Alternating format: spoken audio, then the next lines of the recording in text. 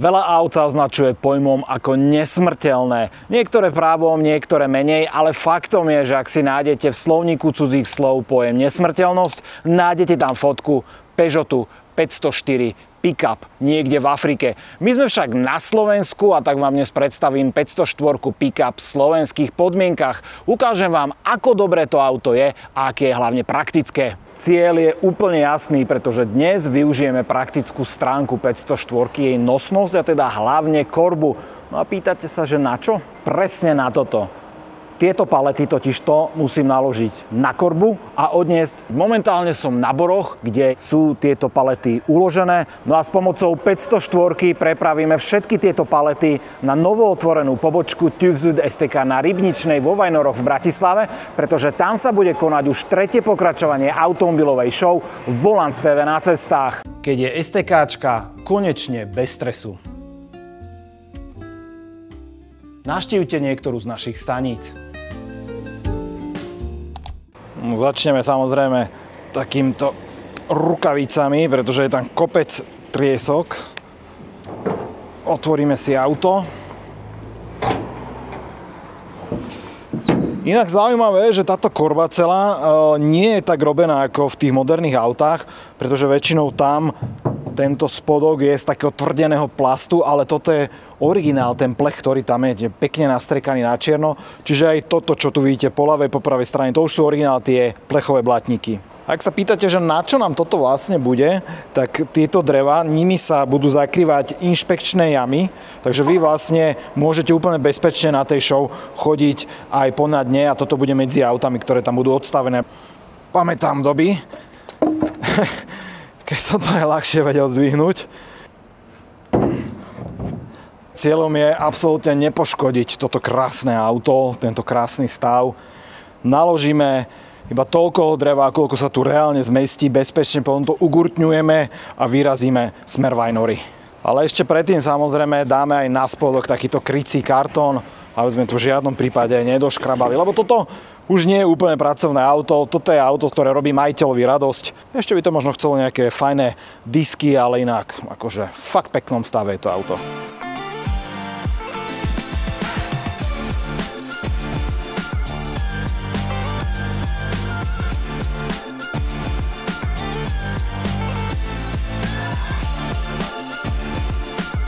Dobre, máme naložené, ešte to zagurtňujem, ale najprv si vyskúšam, či dokážem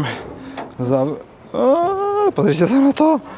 Ten, kto navrhoval v 60. rokoch 504, presne vedel, čo tu budem nakladať. Na centimeter presne. A samozrejme aj sem dáme tieto papiere, aby sme to nepoškodili.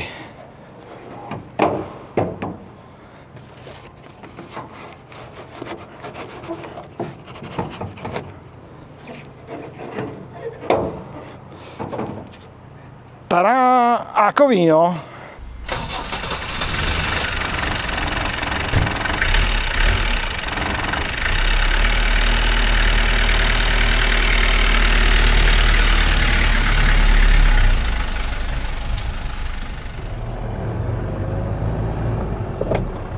Prvé, čo si tu všimnete, tak je hneď niekoľko vecí. Prvé, ten zvuk. Lebo to, čo máme pod kapotou, tak to je naozaj, že prehistorická vec. To je 2.1, štvorvalec, samozrejme, atmosféricky plnený.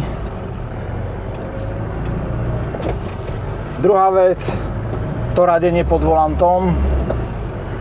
Občas musím s tým bojovať, ale inak akože v pohode, len je to strašný nezvyk, že mám to zrovna tam, ale tí, ktorí ste mali takéto staršie auto alebo Trabanta, tak presne viete.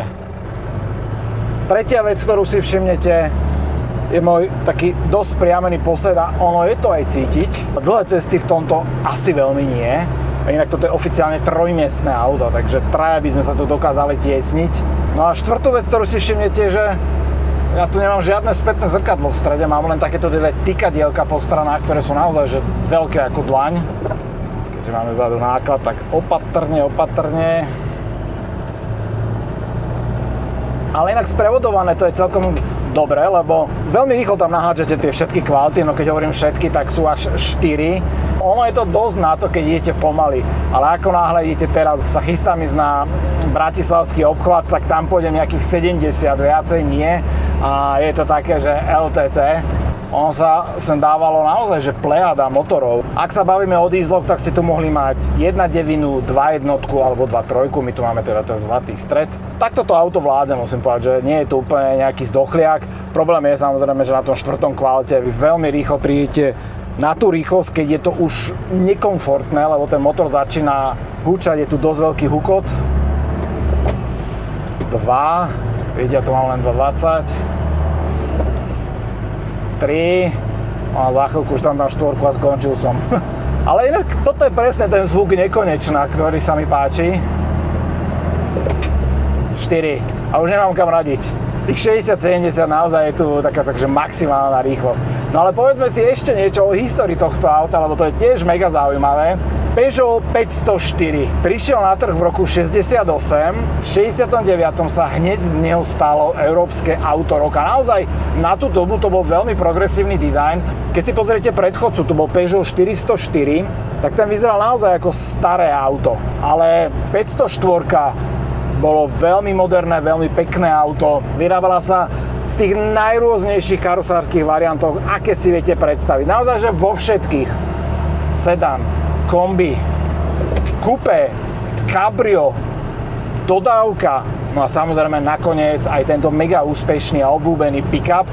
Mimochodom, ten prišiel až na trh v 79.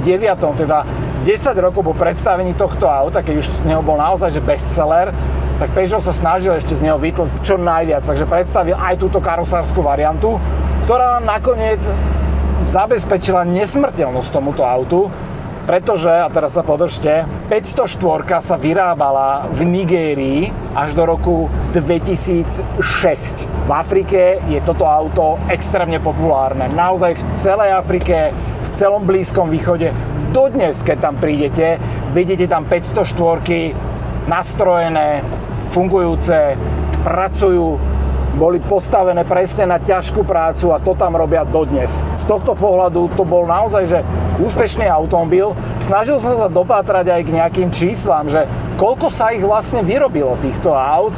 No je to veľmi ťažké, pretože niektoré čísla hovoria o počte vyrobených len vo Francúzsku, niektoré k tomu pridávajú ešte aj čísla z Afriky z časti, ale bez ohľadu na to môžeme sa baviť o tom, že 504 sa vyrobili vyššie milióny. Takže naozaj veľmi, veľmi úspešné auto. A my teraz budeme veľmi úspešne konkurovať rýchlosti kamionom na bratislavskom obchvate. Dobre, rozgúľal som to na 75 a viacej naozaj už nemám potrebu. Ideme zároveň s kamionmi, to mi úplne stačí. Inak, ak sa pozriete na to logo, ktoré tu mám na prístrojovke, aby som stále vedel, v čom idem, ešte tu mám aj starý znak Peugeotu leva, tak ešte aj to logo je koncipované presne v tvare prednej karosérie. Máte zamračenú 5-4, nulu máte presne v tvare kapoty. Veľmi pekný detail, páči sa mi to. Z toho interiéru, no, máme tu moderné rádio, ktoré tu určite nebolo pri výrobe. Veľmi jednoduchú, primitívnu klimatizáciu, tiež klimatizáciu v úvodzovkách, pretože toto nechladí, toto len môžete teplý vzduch nasmerovať do kabíny a to je všetko. Popolníček, máme tu mini prístrojovú dosku, ktorá ale ani po rokoch nie je nejaká že doničená, stále to drží. No a potom tu máme veľmi jednoduchý prístrojový štít, kde máme v zásade len ten tachometer a nejaké základné kontrolky. Napríklad žhavenie, čo je veľmi dôležité. Kým vám žhavenie nezasne na tomto motore, vy prakticky nenaštartujete. Spomenul som vám diesle, ale samozrejme sem sa montovali do 504 aj benzínové motory. Treba to samozrejme brať s nadhľadom, že nie všetky išli do pick-upov, lebo ani by to nedávali nejaký zmysel, ale mohli ste si 504 kúpiť už s 1.6 až po 2.7 V6. Tie 2.7 ste našli primárne v kabrioletoch a v coupe. Tiež veľmi pekné autá. Vôbec by som sa nebránil predstaviť jedno z nich aj tu priamo na Volants TV. A tá 2.7 V6 nebol len taký nejaký motor, pretože malo označenie PRV. A PRV to je skrátka výrobcov, ktorí na ňom participovali. Peugeot, Renault a Volvo. A keď vám to niečo pripomína, tak ste na správnej ceste, pretože o niečo väčšia verzia tohto motoru 2.8 sa nachádzala aj v legendárnom aute DeLorean. Sice to bola živá mŕtvola s týmto motorom, ale bol tam Teraz som vbehol do tunela, idem stále tých tesne pod 80. Všetci ma obiehajú, ale naozaj veľa ľudí sa aj pozerá na toto auto. Ten odometer alebo tachometer, ako sa to nazýva, je tak veľmi leda bolo podsvietený. Vidím ale samozrejme veľmi pekné kontrolky toho, že mám zapnuté svetlá. Teraz som to vyšpičkoval dolu sitinou na 80, aby som nebrzdil kamióny. No a čím sa vlastne 504 preslávila, alebo prečo je to také zaujímavé auto? Preslávila sa hlavne kvôli svojej dlhovekosti, teda do 2006, kvôli svojej spoľahlivosti, robustnosti, odolnosti, priechodnosti terénom. Všetky tieto superlatívy, ktoré viete povedať, tak tie sa týkajú práve tohto auta. Skutočne 504 za tie dlhé 10 ročia výroby a používania potvrdila svoj status ikony a ja som veľmi rád, že na Slovensku je zrovna tento jeden kus, ktorý momentálne šoférujem. Pri tých 80 už ale je ten hluk taký, že mám dosť. Možno by to išlo kľudne aj 90, kto vie, ale absolútne nemám potrebu trápiť toto auto, hlavne keď nemám otáčkomer, takže netuším, kde sa vôbec nachádzame v tom spektre a takto je to úplne OK. Jedna z ďalších vecí, ktorú ste si už určite všimli na 504 z boku, je tá vyššia stavba podvozku a naozaj ten podvozok má aj veľmi veľké zdvihy, takže nerobí mu problém chodiť aj doslova, že off-road. Zadná náprava, tá je úplne odhalená, takže sa krásne na ňu môžete pozrieť. Vidíte tam listové perá, to je naozaj že totálny old school, ale na druhej strane funkčný. Taktiež tu máme aj polosy alebo kardán totálne zakrytý, je vedený v tej nosnej rúre. Podvozok bol z veľkej časti prebratý z kombi verzie, ktorá bola dlhšia voči štandardnému sedanu alebo kúpe kabrioletu. A teraz ideme po Bratislave, síce teraz zatiaľ po obchvate, ale nejak, že by to natriasalo, alebo bolo nejaké veľmi nekomfortné, to sa nedá povedať. Štandardne pick-up bol zadný náhon, ale neskôr prišla aj verzia 4x4, takže ani naozaj ťažké offroadové podmienky nerobili problém tomuto autu. V Európe 504 pick-up bola tabuľkovo pripravená na 1,1 tony nákladu, ale pre Afriku to bolo takmer 1,3 tony. Myslím, že to bolo 1,250, ale som si viac než istý, že toto nikoho v Afrike netrápilo papierové hodnoty a nakladali tam na toto auto, koľko unieslo. Vo Francúzsku sa klasická 504 vyrábala v roku 68 až 83. Dlhšie to potiahol len pick-up a keď sa prestal vyrábať v Európe, tak si predstavte, že záujem bol stále veľmi veľký a tak sa museli importovať tieto auta z Argentíny, kde sa vyrábali, naspäť do Európy, naspäť do Francúzska, kde si ich Francúzi kupovali. No a tento dlhý život a záujem bol spôsobený tým, čo som spomínal. Jednoducho 504 ako pracant bola nenahraditeľná. No ale 504 sa preslavila nielen teda týmito atribútmi, ale aj dvakrát vyhrala Rally Safari. V 75. a 78. 504 samozrejme vyhrala ďaleko viac tých rally, ale toto sú tie, ktoré asi jej spravili aj dobré meno v rámci Afriky. Tak ako som spomínal, že ste si mohli kúpiť 504 pick-up aj ako štvorkolku, tak ste si ju mohli kúpiť aj s uzávierkou zadného diferenciálu, pokiaľ to bol len zadný náhon. A to je vec, ktorú môže závidieť 504 aj väčšina dnešných SUV-čiek. Štandardne ste mali 4-stupňovú prevodovku, ale neskôr bola k dispozícii aj 5-stupňová, no a tá by sa mi tu naozaj dnes hodila. 504 priniesla aj niekoľko noviniek, nielen teda ten svoj revolučný dizajn, ale napríklad to, že v tých luxusnejších verziách ste si neskôr mohli priplatiť napríklad aj za elektrické ovládanie okien aj vzadu. Taktiež štandardne tu bol indikátor upotrebenia brzd, čo tiež v tých rokoch zďaleka nebola samozrejmosť a malo ju len pár vozidiel. A ja som sa dostal na prístavný most, konečne zo 4 do 3. Necháme prejsť kamión. Díky. Rozgúlali sme to zase na tých krásnych 80.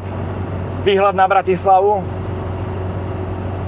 Naozaj akože zlaté, milé autíčko. No nám ešte ostáva zhruba nejakých 8 km na miesto, kam sa chystáme. Potom to vyložím a zhrniem vám tie pocity z tohto auta. Inak ten hluk, ktorý tu je v kabíne, tak ide hlavne od toho motoru.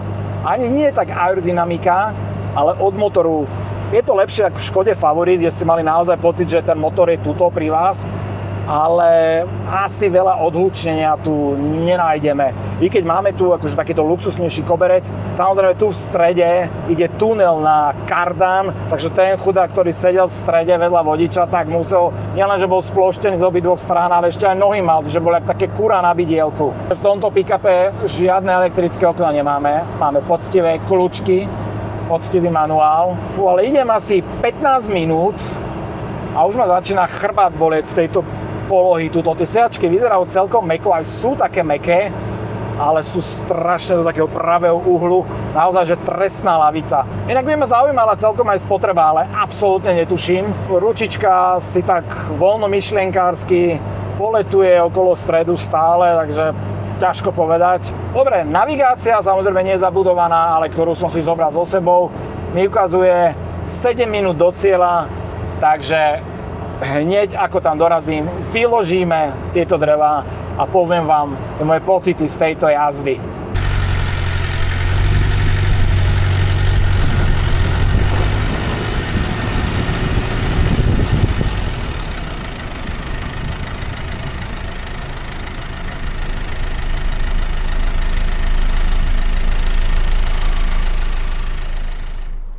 Zase si dáme pekne rukavice, lebo však bezpečnosť pri práci a ideme vykladať.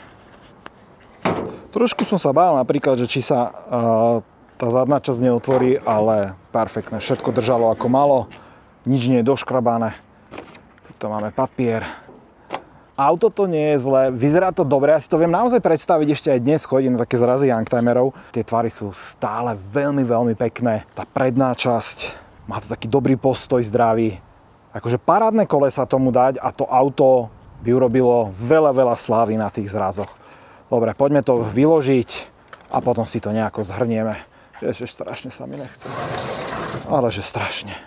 Všetky palety vyložené tu priamo na novej STKčke, kde už o pár dní prebehne tretie kolo show Volant TV na cestách. Klamal by som, keby som povedal, že nie som unavený, ale to nie je podstatné. Podstatné je toto auto, ktoré som vám dnes predstavil, Peugeot 504 Pickup. To, na čo bolo to auto postavené, splnilo aj dnes, i keď ten náklad, ktorý som tam ja mal, ten bol úplne srandovný a veľmi malý voči tomu, čo tam reálne na tú korbu vlezie, ale snažil som sa nedoškriabať to auto, naozaj ho vrátiť takto v pôvodnom stave. Som veľmi rád a ďakujem za jeho zapožičanie. Vedel by som si ho skutočne predstaviť, mať aj možno v garáži. Je to veľká štýlovka a hlavne auto, ktoré pomohlo motorizovať niektoré krajiny. Na nejaké reálne a dlhodobé skúsenosti nebolo istotne času, pretože sme spolu urobili iba niekoľko desiatok kilometrov, ale jeden taký poznatok, alebo možno dva, auto je pohodlné aj na našich cestách a za druhé je ale už trocha pomalšie. Na bratislavskom obchvate, tak to už som bol brzda premávky aj pre kamióny, pretože tam sa tých 80 až 90 ide minimálne, ale inak zážitok to bol veľmi pekný. Som rád, že 504 som vám dnes mohol predstaviť. Ak máte akékoľvek otázky k autu, tak píšte ich dolu, prípadne mi dajte tip, aké iné takéto známe auto, takéhoto Matuzalema by som vám mohol ešte na Volant TV predstaviť. Ja sa už teraz teším na ďalšie auto. Ahojte.